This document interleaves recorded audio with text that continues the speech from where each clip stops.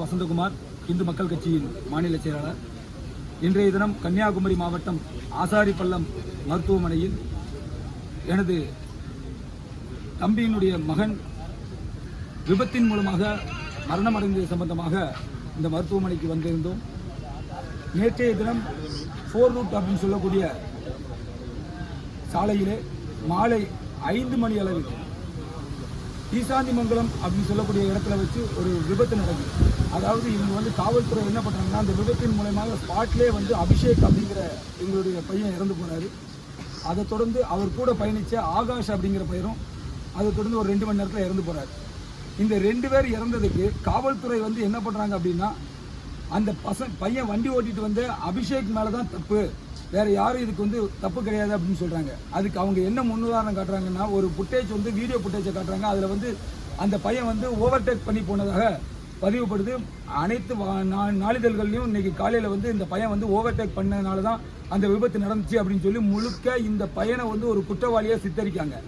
அது மட்டும் இல்லைங்க, அந்த அடிபட்ட அந்த விபத்துக்குள்ளாக்கப்பட்ட அந்த கார் i20 காரை இவங்க மறைக்கிறாங்க, அதனுடைய ஓனரை மறைக்கிறாங்க, அந்த குற்றவாளியை மறைக்கிறாங்க. குற்றவாளியை மறைச்சிட்டு இந்த காவல்துறை விபத்தில் இறந்து போன பையனை குற்றவாளியாக சித்தரிக்கிறாங்க. யாருக்காக இதை சித்தரிக்கணும்? இவங்க நாங்கள் பிரச்சனை பண்ணதுக்கப்புறம் இந்த காரை நாங்கள் வடசேரி காவல் நிலையத்தில் அவங்க போய் சரண்டர் ஆகிட்டாங்க அப்படின்னு சொன்னாங்க. நாங்கள் வடசேரி காவல் நிலையத்தில் போய் பார்த்தோம்னா i20 பழைய மாடல் வண்டி அங்கே நிற்கி.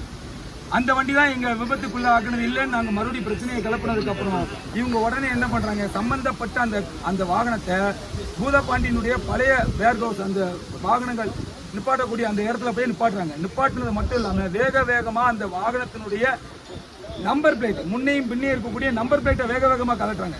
யாரை காப்பாற்றுறாங்க? இறந்து போனது 2 சின்ன பசங்க, 18 வயசு சின்ன பசங்களை காவு கொடுத்துட்டு நாங்கள் நிற்கிறோம். எங்களுக்கு இல்லாம இந்த சட்டம் பணம் இருக்கிறவனுக்கும் அதிகாரம் இருக்கிறவனுக்கும் சாதகமாக இந்த காவல்துறை பயன்படுத்துது. அது மட்டும் இல்ல, காலையில 9 மணிக்கு என்ன வேணாலும் நடந்துட்டு போட்டு எங்க பையனை நீங்க முடிச்சு எங்க கையில கொடுங்க அப்படின்னு சொல்லி நாங்க நின்னோம். 9 மணிக்கு இந்த அரசு மருத்துவமனையினுடைய பிரேத அறையில நாங்க நிக்கிறோம். கிட்டத்தட்ட 9 மணில இருந்து 2:45 மணி வரைக்கும் எந்தவித அசைவும் இல்லை.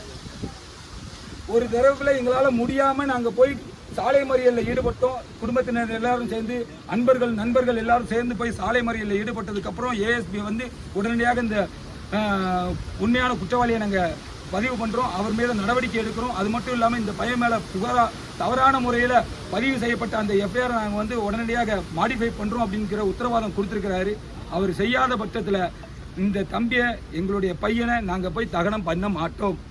இனி ஒரு மணி நேரத்தில் எங்கள்கிட்ட தந்தாலும் சரி, அரை மணி நேரத்தில் தந்தாலும் சரி, எந்த இடத்துல எங்கள் பையனை நாங்கள் காவு கொடுத்தோமோ அதே இடத்துல நிப்பாட்டி மறியல் பண்ணுவோம் அப்படிங்கிறத இதன் வாயிலாக தெரிவித்துக் கொள்கின்றோம். நன்றி, வணக்கம்.